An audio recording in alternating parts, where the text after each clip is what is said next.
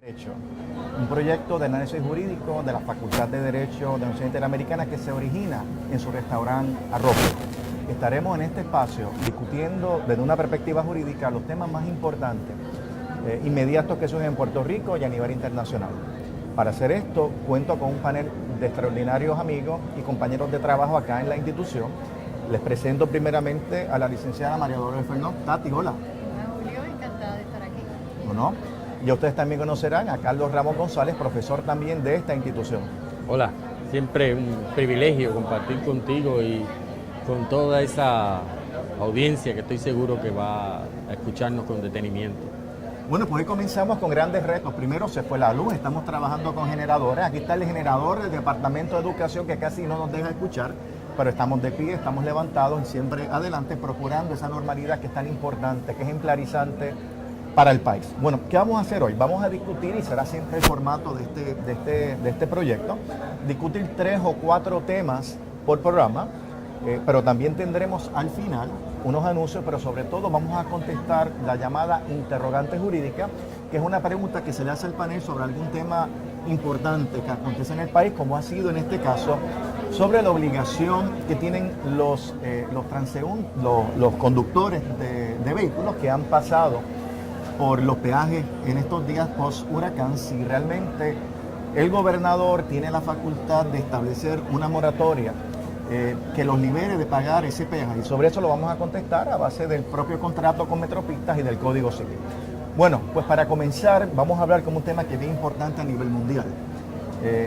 Trump está en Asia en estos días, Japón, China, y un poco se ha mitigado la discusión en los medios. Si miramos CNN y otras estaciones de televisión, se ha mitigado un poco el flujo de noticias referente a la investigación que desarrolla el fiscal especial independiente Robert Mueller sobre la intervención y las conexiones que hubo del equipo de campaña de Donald Trump con personas, ¿verdad?, gobierno ruso y empresarios rusos. Así que comencemos con ese tema.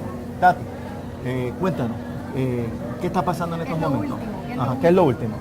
Pues realmente yo creo que para empezar debemos siempre recordar la amplitud que tiene el fiscal independiente en esta investigación.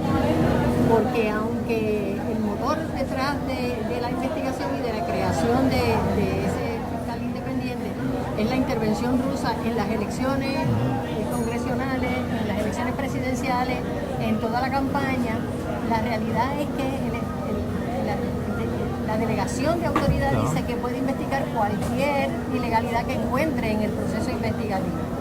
Y eso es lo que ha estado primero atacando entonces Mueller. No, claro, ha encontrado sí. No, y la oposición a Mueller ha planteado de que entonces Mueller se está excediendo del ámbito ese investigativo, pero como tú mencionas, es decir, una vez comienza una investigación, cualquier ilegalidad puede ser investigada por el fiscal especial independiente. Exacto, y porque lo dice a sí mismo la delegación a él. Así que cuando él empieza a investigar, y él tiene un cuerpo investigativo que todo el mundo dice que es de primer nivel, y él tiene una fama de ser muy minucioso en sus investigaciones y en la preparación de sus casos, pues han empezado a encontrar lo que ya hemos visto en el caso de Manafort, en el caso de Papadopoulos, que aunque fueron previos a su vinculación con la campaña de Trump, pues lo encontró, y al encontrarlo pues tiene la facultad de echar hacia adelante una acusación y unos cargos. Ya lo último que hemos estado escuchando con relación a eso es que le pidieron unos documentos a su yerno, que a su vez es asesor del presidente, y ha tenido que entregar esos documentos, ¿verdad? No se ha negado, y no ha surgido ahí la primera controversia legal en ese sentido, de si tiene algún privilegio, etcétera. Pero ya también se están acercando a Flynn, que fue su asesor de seguridad nacional por muy poco tiempo, pero lo fue. Y últimamente pues también estamos viendo que el hijo de Flynn era su ayudante oficialmente en esa posición, así que lo acompañaba a todas estas reuniones en Rusia con los rusos en actividades oficiales, así que se están acercando a ambos a la misma vez, lo cual se entiende que puede traer una presión muy fuerte sobre el padre, ya que el hijo puede estar involucrado. Así que yo creo que Mueller está desarrollando una estrategia interesante de ir como cercando, hasta que alguien empiece a dar una información que lo acerque más hacia el presidente. El presidente, pues obviamente, como sabemos, él entiende que no comete ningún tipo de falla nunca, no acepta ningún tipo de error en el proceso ni en los nombramientos, que ha tenido que prescindir después de esas mismas personas que ha nombrado, ni de ningún acto, pero se está acercando. Y eso tiene también unas repercusiones que podemos tratar a las elecciones que han habido recientemente en New Jersey, en Virginia, que demuestra que Trump está perdiendo fuerza que lleva a que él se queda con su núcleo de respaldo, pero el resto se está uniendo en contra de él y está votando por otros candidatos. Si él se debilita, eso fortalece la investigación de Mueller, se le hace mucho más difícil al presidente el reto que tendría de cesantearlo o ordenar que se le cesantee, como pasó en Watergate, con Nixon, etc. ¿Y qué podemos anticipar? ¿Que esta investigación termine antes de las próximas elecciones congresionales? ¿O piensas que puede durar más tiempo? Por otro lado, pensamos que de lo que ha surgido hasta ahora ya podría haber base para comenzar a considerar con seriedad un proceso de residenciamiento. Carlos. Fíjate, yo pienso que no hay base para comenzar todavía un proceso de residenciamiento, que podría encaminarse para eso. Hay que recordar que el proceso de residenciamiento no es un proceso, no es realmente un proceso legal, aunque hay que seguir las disposiciones de la Constitución de Estados Unidos. Es un proceso político. Así que, independientemente incluso de lo que pase en las próximas semanas con relación a Trump, para que pueda hacerse un proceso de residenciamiento, tiene que tener un efecto sobre los senadores y representantes del Partido Republicano que políticamente los mueva a iniciar el proceso. No lo que jurídicamente vaya a hacer este investigador, que a propósito, según mi mejor entendido, no es un investigador, no es un fiscal como los que antes ha habido bajo la figura del fiscal especial independiente que había en Estados Unidos, un fiscal especial, porque aquella ley del fiscal especial independiente venció. Es un fiscal especial, y digo esto para atarlo con la pregunta que tú haces, porque ¿qué puede pasar con un fiscal especial desde el punto de vista del control que puede ejercer el presidente sobre ese fiscal? Sabemos que el secretario de Justicia está teóricamente inhibido porque forma parte de la investigación. Por lo tanto, lo nombró el número 2 en el Departamento de Justicia, a quien teóricamente le responde. Pero si a alguien le responde a su vez el número 2 en Justicia, no solo al secretario de Justicia eso, sino al propio presidente de los Estados Unidos. Lo cual plantea una serie de interrogantes que podrían dar lugar al proceso político que tú dices, o podría dar lugar también, que es una cosa que se está observando yo creo que en Estados Unidos, honestamente insólita para mí, pero se ha dado con este presidente, que es un presidente que ha, incluso sabemos, usado su poder de clemencia ejecutiva y de perdón para investigaciones que no tienen que ver con esto, pero en otras instancias ha perdonado, ¿ok? Vamos a recordar el sheriff Arpio, este señor que fue encontrado incurso en desacato y faltaba sentenciarlo prácticamente, a quien Trump le caía bien, hombre claramente racista, pero estipulado, ¿no? Lo perdonó antes de que le impusieran cárcel. Y mucha gente decía que el perdón, obviamente a juicio de muchos de nosotros, increíble, ¿no? Que no se le, a un hombre racista que se le está imputando serias cuestiones por desobedecer órdenes impuestas por un tribunal, órdenes que lo que obedecían a su vez era que era un hombre racista, que no quería hacer ejecutar las órdenes por razón de raza.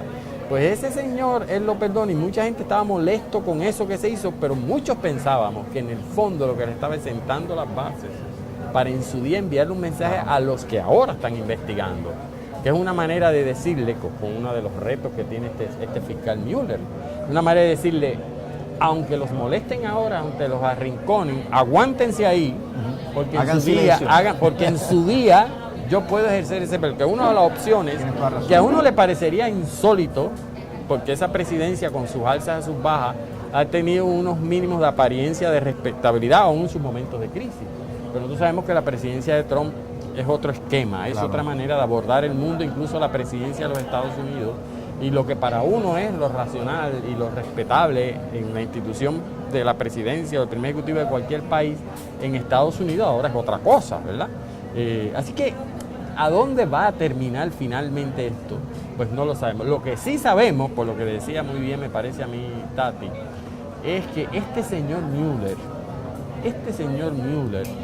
es un señor muy serio, aparentemente. No, mucha competencia investigativa. Director del FBI, pero cuando decimos serio es que efectivamente efectivamente puede hacer una investigación independiente a su ritmo, a su velocidad, sin importarle mucho, atarlo otra vez a tu pregunta, con las elecciones que vienen o no. Él tiene una encomienda, ver si hubo interferencia del gobierno ruso y va a ir llegando a su tiempo y a su velocidad. Yo creo que hay otro elemento que ya se está discutiendo en la prensa especializada en Estados Unidos y es en términos de que Mueller está siendo tan cuidadoso de cuáles son los delitos que está imputando o va a imputar para que no se dé o se limite la posibilidad de un indulto del presidente que solamente puede indultar por delitos federales. Pero si llega a indultar por delito federal, que haya la puerta todavía abierta para una acusación criminal a niveles estatales. Claro, y eso es bueno precisarlo, Tati, porque el presidente tiene amplios poderes para conmutar sentencia o para indultar, y eso no es revisable, es decir, es una facultad absoluta, categórica, pero está limitada a la jurisdicción federal, es decir, a los procesos o condenas federales, no estatales. Y eso ciertamente podría propiciar el que Trump no tenga la posibilidad de intervenir, como planteaba Carlos, en un proceso estatal.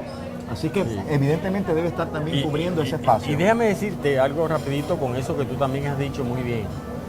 Y es que lo que él hizo con Arpaio, es decir, que era un delito de desacato federal, de perdonarlo antes de que lo sentenciara, la jueza que preside el proceso contra ese señor efectivamente no le impuso la pena por el desacato, pero rehusó que se desapareciera o se archivara la acusación del sistema de registro. Ella dice lo siguiente, y eso va a llegar en su día a los tribunales, que es contraria a la noción de perdón que incluso tienen muchos gobernantes, incluyendo en Puerto Rico. Miren, el presidente ha ordenado esto, el presidente ha ordenado, bueno, bajo su poder de clemencia, yo no le puedo imponer a usted ningún castigo. Usted está libre en ese sentido, pero su desacato queda en el récord. Y usted va a quedar como una persona que ha desacatado órdenes. Y entonces eso va a crear un hecho interesante porque ese individuo va a querer ir al tribunal para decir que el desacato implica limpiarlo todo. Y eso es un hecho interesante porque planteaba la jueza, y eso es novela en Estados Unidos, creo yo.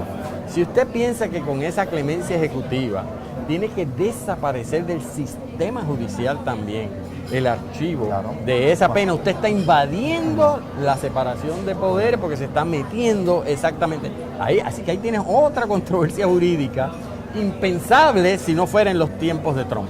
Bueno, vamos entonces a una pausa y a nuestro regreso volvemos a Pensándolo Bien y vamos a hablar entonces sobre otro tema muy importante que es este conflicto que se ha dado en el Congreso y en los últimos días sobre la controversia entre el gobierno y la Junta en relación con el asunto de que si hay unas asignaciones de fondos federales se está reclamando Yaresco, es decir, la portavoz de la Junta de Control Fiscal, de que esos fondos deben estar condicionados a que el gobierno reconozca la autoridad o la prerrogativa de la Junta de Control Fiscal. Sobre ese tema y otros hermanos, después de la pausa.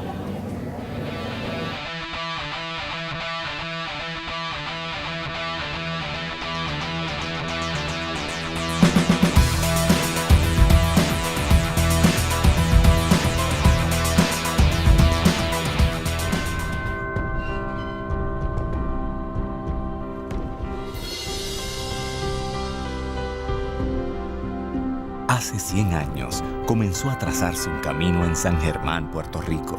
Con bases de fundación sólidas, se fue expandiendo. Buscaba apoyar el desarrollo y preparación del ser humano. Miles de caminantes lo han tomado y a través de cada uno de ellos crece, explora, evoluciona. Pasa por retos, triunfos y logros que lo fortalecen a cada paso. Hoy, el camino de la Universidad Interamericana continúa en los pasos de las nuevas generaciones y mira hacia el futuro con optimismo, ya que con una preparación sólida, avanzada y de valores, se transforma el camino de Puerto Rico. Universidad Interamericana, 100 años haciendo caminos. Para mí el estudiar en la Inter, específicamente en la Escuela de Aeronáutica, es progreso. Hoy día el piloto es más bien un administrador de los sistemas dentro de la cabina y esto requiere que el piloto piense y actúe de una forma diferente. Me siento segura que estoy recibiendo una preparación de alta calidad. Al final llegué a la conclusión de que si yo lo que quería era una carrera profesional completa, yo tenía que estudiar en la Inter. La Inter es una universidad con programas académicos que se adaptan a las necesidades educativas actuales. Somos una universidad que avanza rápidamente, a la par con los cambios tecnológicos y retos que presenta el siglo XXI. Somos una universidad centenaria que prepara los futuros talentos que guiarán el destino de la sociedad puertorriqueña. Somos la Inter, una universidad completa. Somos tu mejor elección.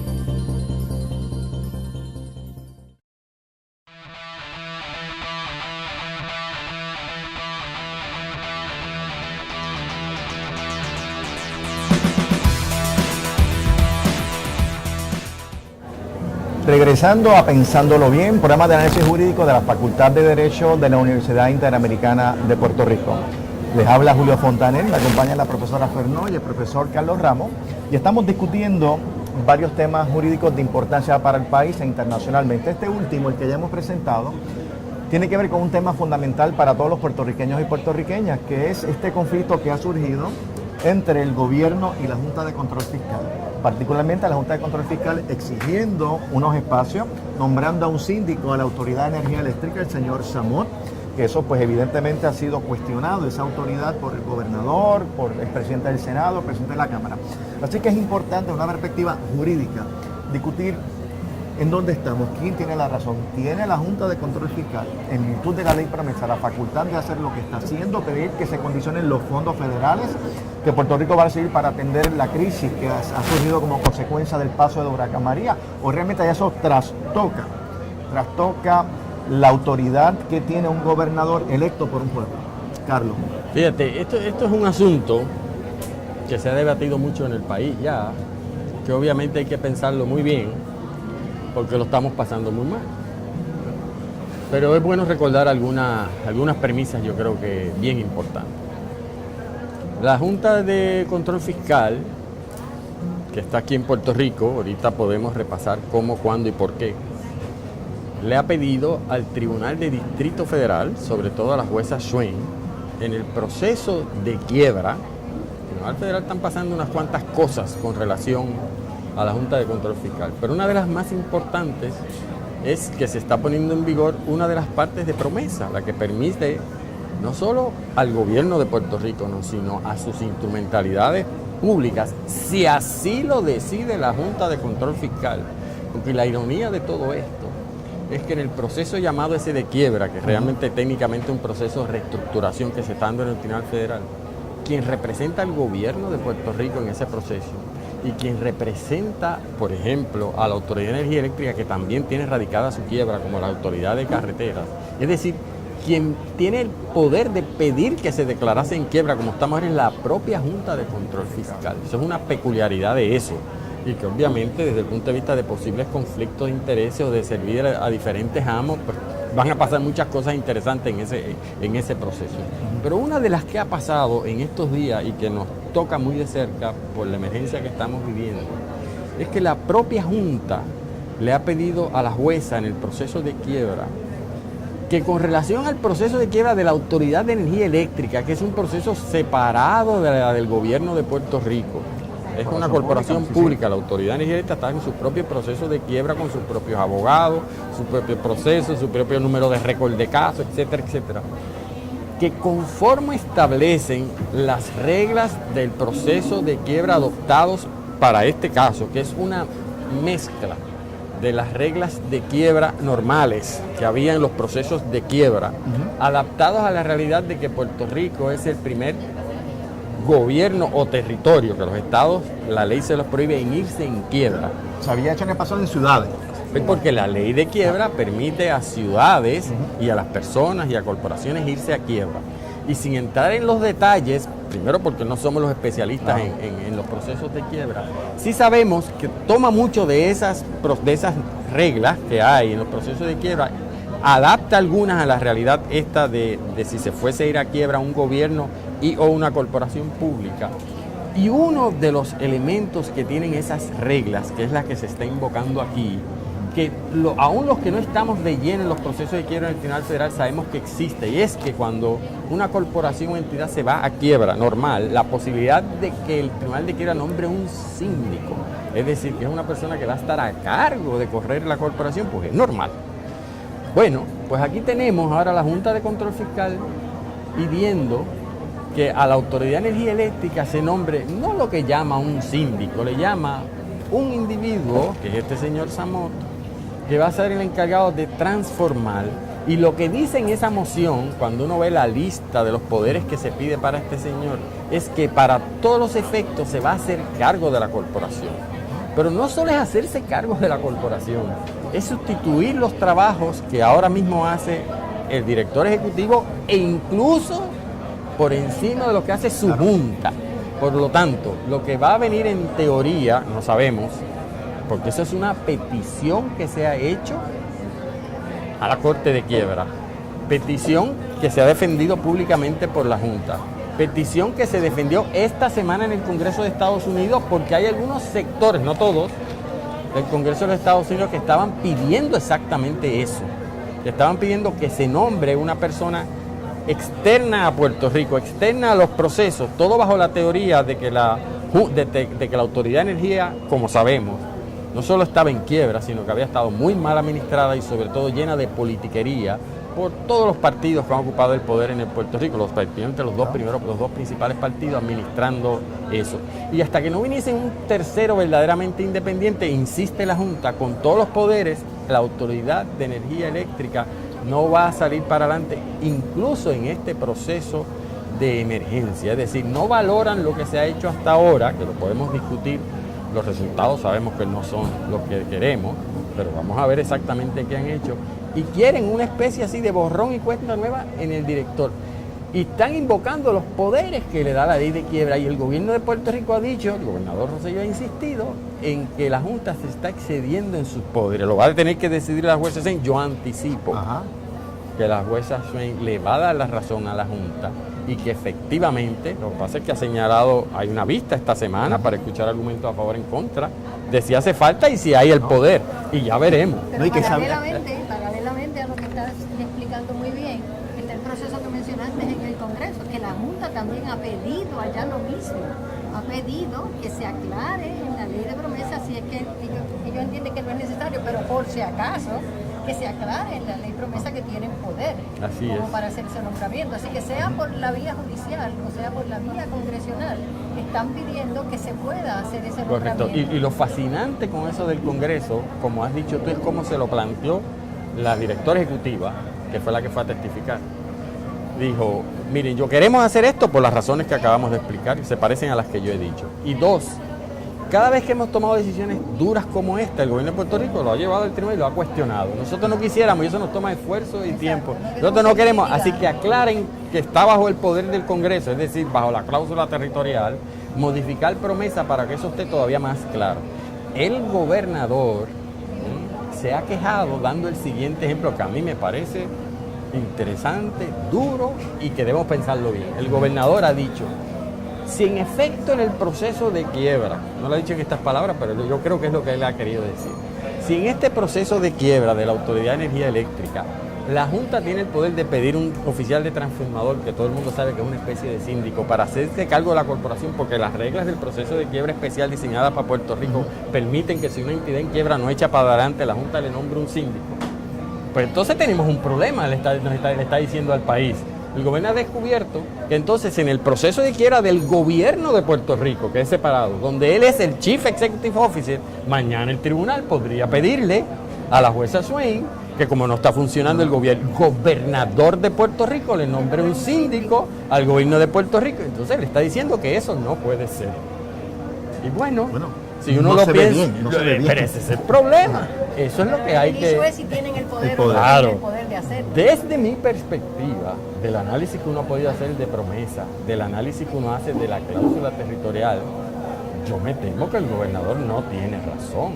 Es decir, es que, mira, haber vivido bajo el poder del Congreso y la cláusula territorial... Eso no tiene que ver con que lo haya hecho bien o lo está haciendo mal, es totalmente irrelevante. Claro. Desde un punto de vista de estricto derecho constitucional político, si quieres ponerlo así, pero desde un punto de vista constitucional, Puerto Rico está sujeto a la cláusula territorial del Congreso desde casi por solicitud del Tratado de París de 1898 y ahí estamos. Entonces, ¿qué pasa? Ese poder el Congreso lo ha ejercido de diferentes maneras y los puertorriqueños y los que vivimos en esta tierra por años de diferentes sectores políticos han reclamado poder para resolver problemas cuya variación ha sido grandísima. La vez que más poderes el Congreso nos ha autorizado, muchos de nosotros nos gusta decir que nos ha prestado, fue con la Ley 600 y la Constitución del Estado Libre Asociado. Nos dieron unos poderes, pero son poderes que en su día, siempre hemos dicho muchos, son poderes prestados, no son poderes renunciados. Hay un debate jurídico todavía de algunos sectores que dicen, no, fueron renunciados, como por ejemplo el poder de gobierno propio, por ejemplo el poder de elegir nuestro gobernador. Esa parte el Congreso nunca la podría dejar sin efecto. Bueno, veremos a ver si bajo el proceso de quiebra la cláusula territorial es suficientemente para que desde una perspectiva política sería terrible. ¿Cómo es posible que el poder de elegir al gobernador, que dio mucho trabajo conseguirlo en el 52, que era el gobernador, desde el 47 lo tenemos, la ley del gobernador electivo, lo designaba el presidente, ahora de momento de un plumazo unilateralmente se quite? Yo creo que políticamente eso es terrible. El partido al que pertenece precisamente el gobernador es el que ha insistido a través de la historia de que esto es un territorio y claro, denunciándolo como algo que no debe ser aceptable bajo el derecho internacional, bajo los derechos humanos. Así es. Pero ha insistido que esto es un territorio y que debe dejar de serlo. Entonces ahora como que se sorprende de encontrarse que es un territorio y que el Congreso tiene poderes supremos sobre y el único argumento que podría escribir el gobernador son argumentos de derechos humanos, de derecho internacional público, pero no derecho constitucional norteamericano. Esa es mi perspectiva, pero vamos con calma. Es decir, si lo pensamos bien, tienen abogados y abogadas, van a hacer un argumento jurídico que se lo están haciendo a la misma Swain ahora, a la jueza, diciendo, no necesariamente se tienen que interpretar así las reglas del proceso de quiebra. No me hagas esa interpretación restrictiva de promesa. Por eso es que la directora ejecutiva Yaresco le dice al Congreso, para evitarme incluso esos argumentos jurídicos constitucionales, sé más crudo todavía y sé burdo. Y aclara que yo tengo el poder, y no lo dijo ayer, incluso de nombrar un síndico para el gobierno de Puerto Rico. Eso es lo que se está pidiendo. Y eso es otra vez confrontarse con el poder maleable y extraordinario de la cláusula territorial. Ahora, Carlos, veo que en virtud de los argumentos que has esgrimido, se podría entonces concluir que esa pretensión de que fondos que el Congreso quiera asignar o las agencias federales para atender el tema de la crisis, podría la Junta de Control Fiscal reclamar su administración. Yo creo que está haciendo una interpretación de que puede. Lo que pasa es que es interesante. La Junta de Control Fiscal dice bien claro que está por encima, óyeme bien, de todos los poderes que tiene el gobierno de Puerto Rico prestados por el Congreso, incluyendo su Constitución y sus leyes. Pero la ley que crea promesa dice que la Junta no puede ir por encima de leyes federales. ¿Vamos claro? Claro. Entonces, si lo que dice la oficial Yaresco es que el Congreso dé flexibilidad para, aunque la ley diga que esto lo administra la ley del Estado, estos fondos federales, se haga una excepción en el caso de Puerto Rico para que ahora esto lo pueda administrar a través de esta entidad híbrida que es federal adscrita al gobierno de Puerto Rico y se interprete que ellos tienen, pues ahí tienes un punto de derecho interesante. Claro. Técnicamente ellos van a argumentar, en el supuesto de que puede ir por encima de las leyes de Puerto Rico, pretender administrar los fondos federales equivale casi a ir a una ley federal. Son argumentos que ellos van a hacer. Yo creo que también, en ese sentido, la Junta tiene las de ganar. Porque yo creo que si algo quieren los políticos del Congreso es que ni Puerto Rico, ni su gobierno, porque han perdido confianza, tengan el poder de administrar fondos federales. Yo creo que ahí eso que acabo de añadir, esa coletilla, porque han perdido la confianza. Creo que los hechos de las últimas semanas lo que ha hecho es incrementar las dudas sobre las garantías que hay en Puerto Rico, que el gobierno y los funcionarios estén prestando garantía alguna sobre el uso de los fondos federales. Cada vez que se dice algo, dicen, no, si estos son fondos federales, pueden usarlos. Y obviamente si son fondos federales, el Congreso está muy consciente de que están hablando de que son los fondos de ellos y que se están usando sin ningún tipo de criterio de razonabilidad. Pues vamos a una pausa y regresamos en Pensándolo Bien. Nos pueden seguir en Twitter, @interderechopb. En unos segundos nos vemos y vamos a hablar sobre Cataluña.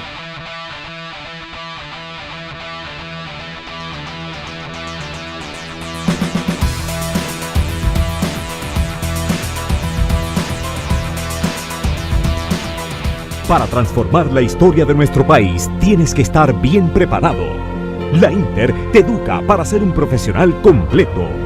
Somos una universidad de vanguardia, con programas de estudios que atienden las necesidades de nuestra sociedad actual. Estás a tiempo. Matricúlate ya en uno de nuestros 9 recintos en www.inter.edu. Triunfa con los mejores en la Inter.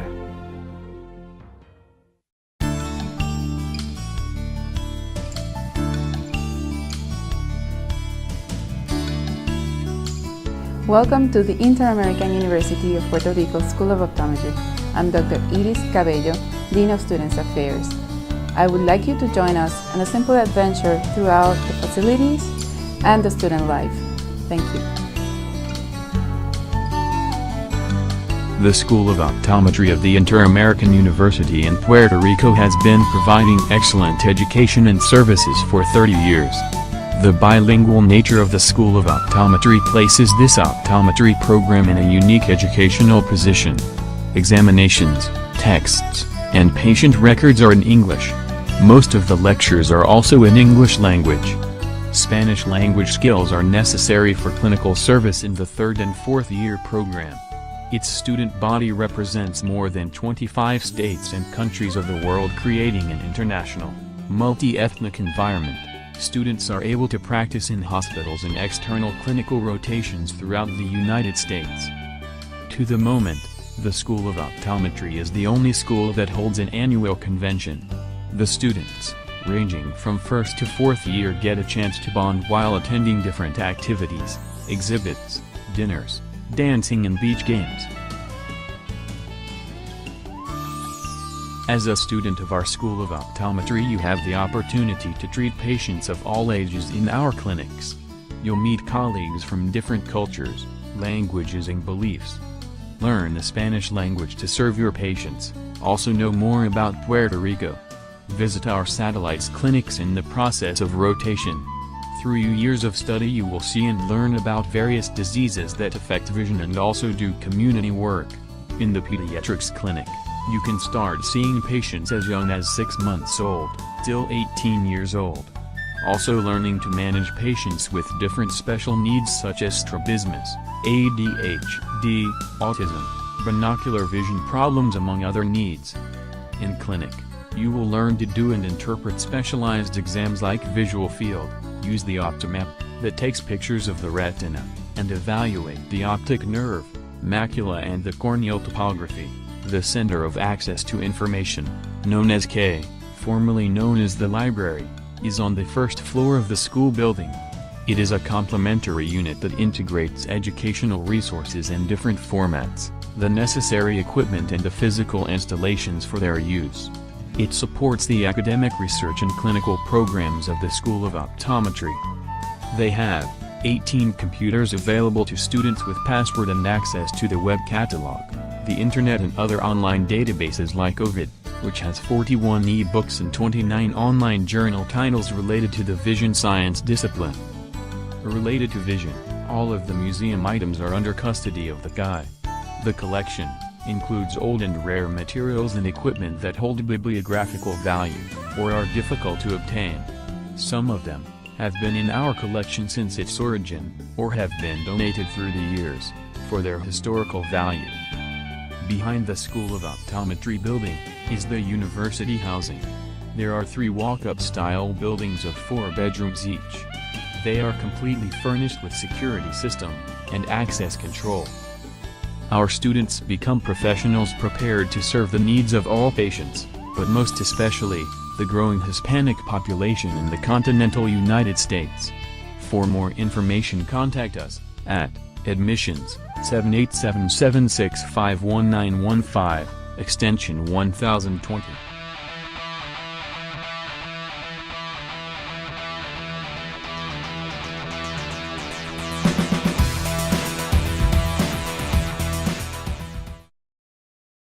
Estamos aquí pensándolo bien. Les habla Julio Fontanet, me acompaña la profesora María Dolores Fernández, el profesor Carlos Ramos, y ahora nos corresponde discutir un tema que no es en Puerto Rico, no es en Estados Unidos, pero su pertinencia, su relevancia en Puerto Rico, en Estados Unidos, bueno, en todo el hemisferio americano es importante. Es lo que está aconteciendo en estos momentos en Cataluña. A manera de preámbulo, ustedes recordarán que el 1 de octubre hubo un proceso plebiscito, un referéndum en Cataluña, donde se votó el 42% de las personas, incluso 5 millones de catalanes que pueden votar. El 97% votó a favor de la independencia, es decir, de separarse del Estado español. Inmediatamente el presidente Puigdemont hizo unas expresiones a esos efectos de que se acababa la independencia, pero que se suspendían los efectos hasta tanto el Parlamento catalán pues tomara una determinación. Días después, también abrumadoramente, el Parlamento catalán pues ratificó esa independencia como consecuencia del proceso que hubo en el referéndum. Y se comenzó entonces el camino a implementar esa independencia. La reacción del gobierno español pues fue inmediata, tanto el gobierno simbólico del rey como del presidente Rajoy, diciendo que no se aceptaba ese resultado, que era inconstitucional. Inclusive al día de hoy hay órdenes de arresto contra el presidente Puigdemont, personas del Parlamento catalán, personas del gobierno catalán. Bueno, hay que recordar que inclusive en el momento de las elecciones, ese referéndum, el gobierno de Madrid, el gobierno central, ordenó que no se celebrara. Es correcto. Y utilizó fuerza física para impedir que se celebraran esas elecciones. Pero la participación dentro de los estándares españoles fue masiva. Ahora, hemos dicho que el gobierno español ha cuestionado la validez de esa determinación y ha ordenado el arresto de estos funcionarios catalanes. Eso se hace en virtud del artículo 155 de la Constitución española, que es bueno leer literalmente. Y lee de la siguiente manera: si una comunidad autonómica como es Cataluña no cumpliera las obligaciones que la Constitución u otras leyes le impongan o actuare de forma que atente gravemente al interés general de España, el gobierno, previo requerimiento al presidente de la comunidad autonómica, y en caso de no ser atendido con la aprobación por mayoría absoluta del Senado, podrá adoptar las medidas necesarias para obligar a aquella al cumplimiento forzoso de dichas obligaciones o para la protección del mencionado interés general. ¿Y qué se adujo en el Senado español? Bueno, lo siguiente, que la Constitución de 1978 establece un Estado español único e indivisible, y que para modificar, para permitir que una comunidad autonómica se separe, no es suficiente un referéndum en esa comunidad autonómica. Hace falta un referéndum en toda España, que toda España entonces vote, los gallegos, los vascos, los andaluces, voten sobre la deseabilidad de la secesión de Cataluña. Y ese es el conflicto jurídico que hasta ahora todos los pronunciamientos políticos y jurídicos han favorecido a la pretensión del gobierno español. Pero me parece que es bien importante, porque hay que recordar que la Constitución de España fue establecida en 1978. Con posterioridad a esa fecha ha llovido bastante, particularmente en el tema de la descolonización.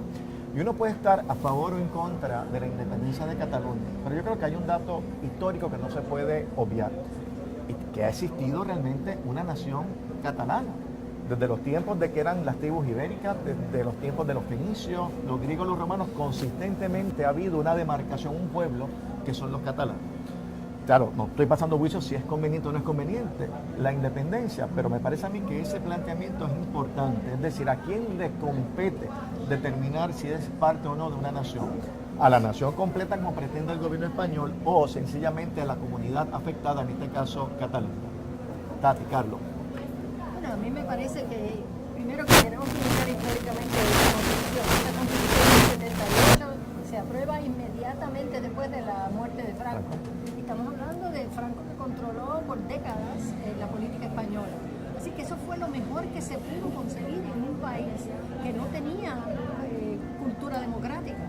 Así que en el 78 se pusieron de acuerdo de la mejor manera posible para redactar una constitución, pero no se reconocieron realmente con profundidad unos derechos fundamentales que ya nosotros, décadas después, los reconocemos como derechos fundamentales de los pueblos. Eso es lo primero. Ese es un planteamiento que Cataluña está haciendo en términos de que hay que mirar también la Constitución, porque esa Constitución tiene unos aspectos que tienen que modificarse y adecuarse a lo que son los cambios jurídicos internacionales.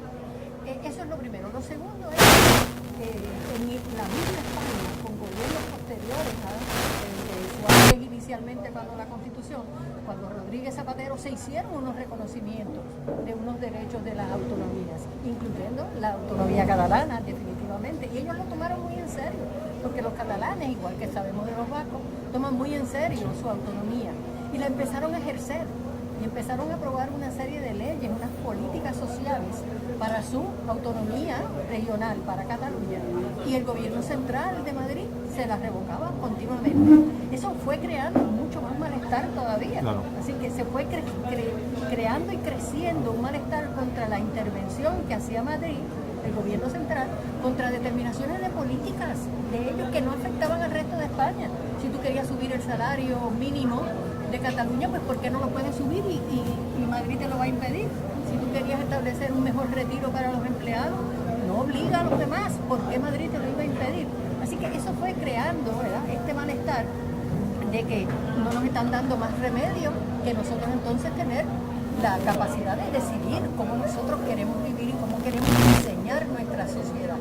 Y eso es un planteamiento real de autonomía, de que si el derecho mío de yo decidir cómo yo quiero vivir va a depender de que los demás me los reconozcan, de que los vascos me los reconozcan, de que los gallegos me los reconozcan. Ese derecho no es esencial mío para definir mi sociedad. Carlos, voy a preguntarte algo, porque sé que has trabajado el tema vasco.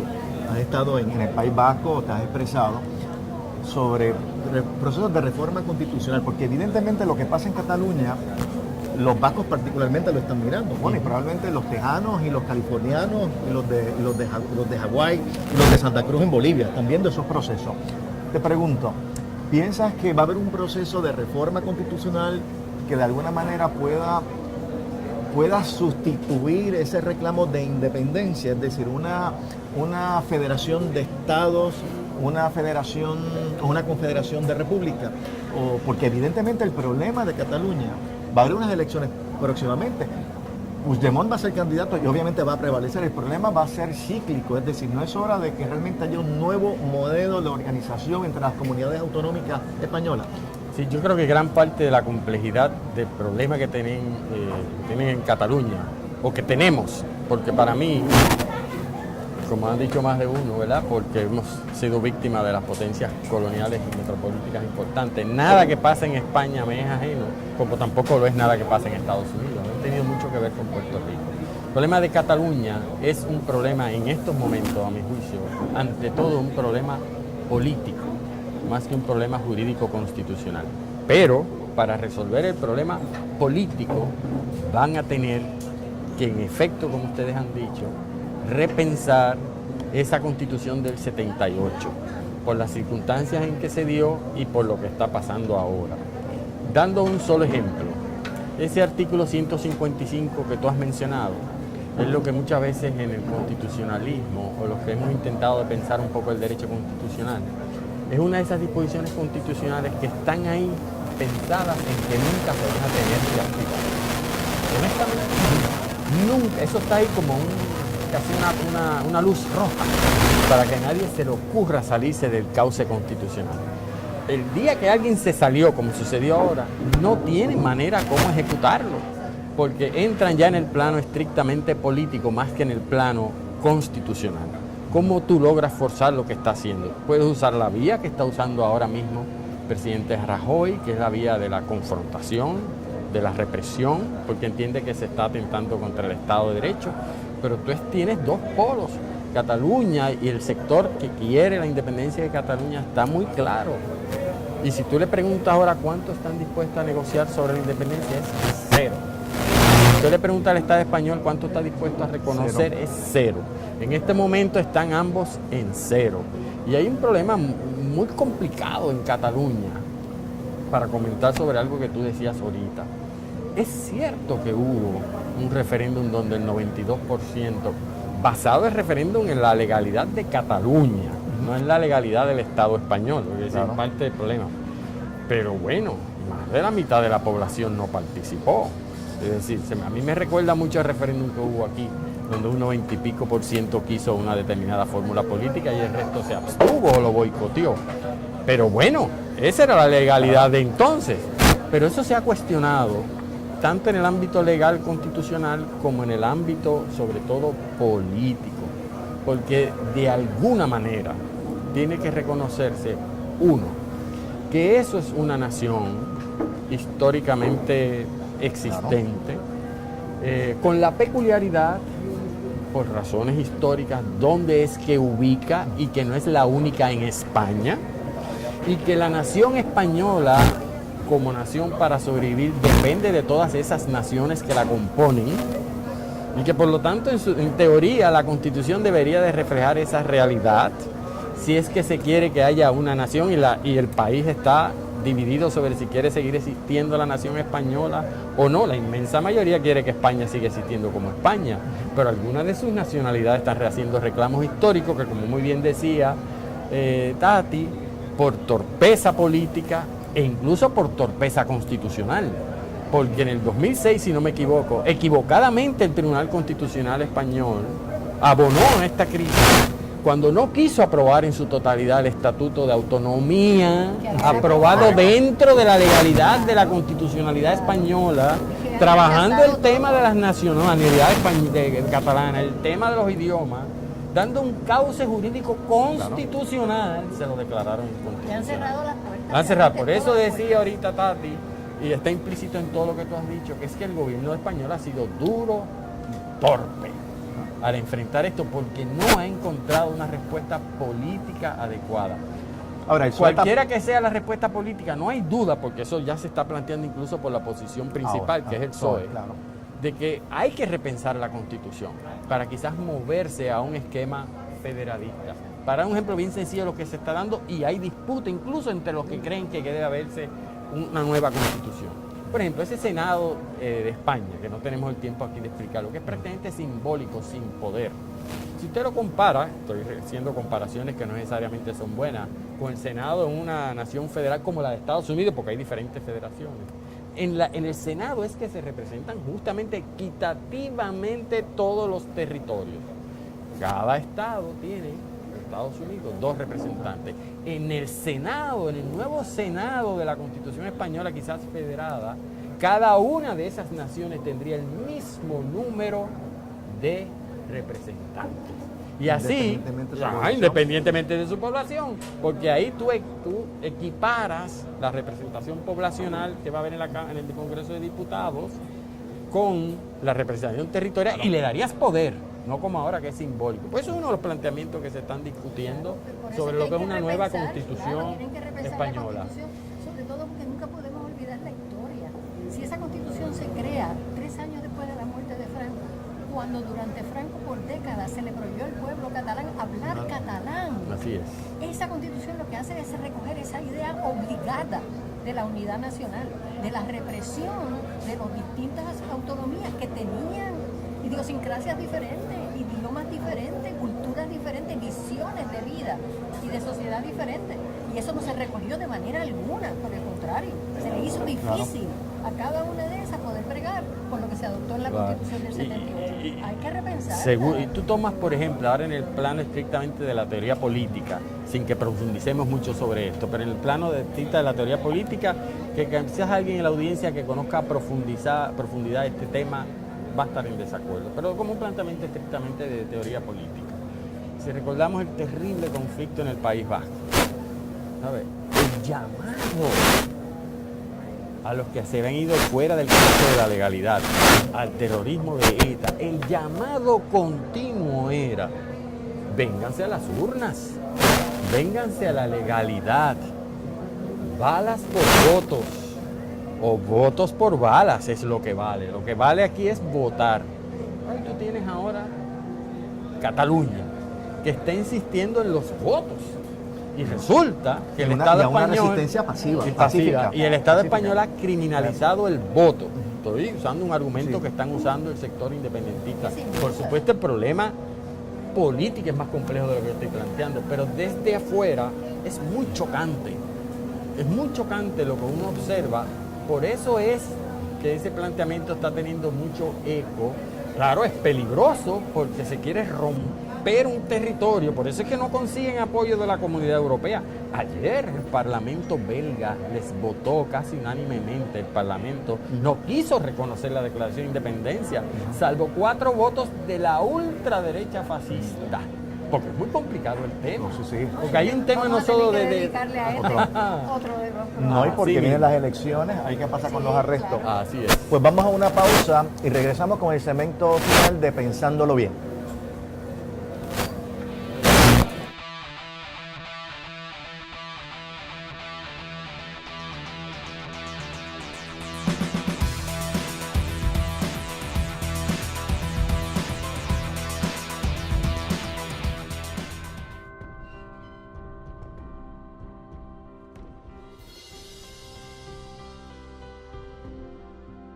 Hace 100 años comenzó a trazarse un camino en San Germán, Puerto Rico.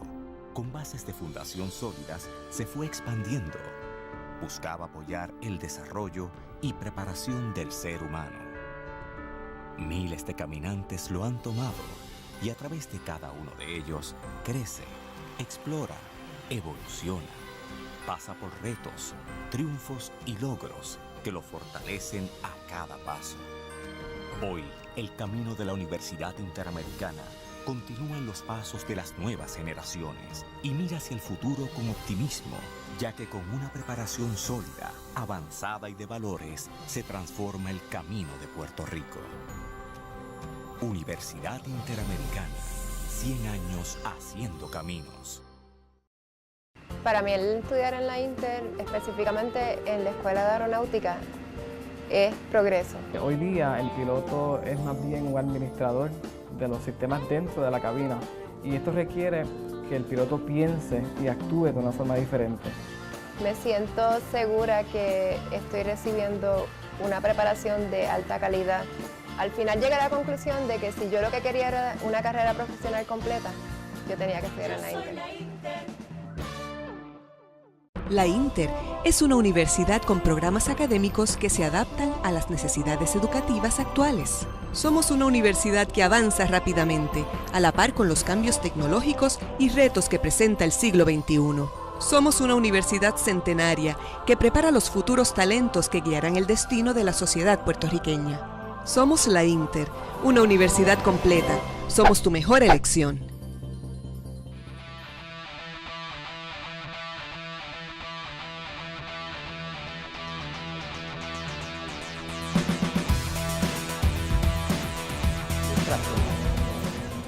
Estamos de vuelta en el segmento final de Pensándolo Bien. Soy Julio Fontaner, me acompaña Tati Fernó, Carlos Ramos.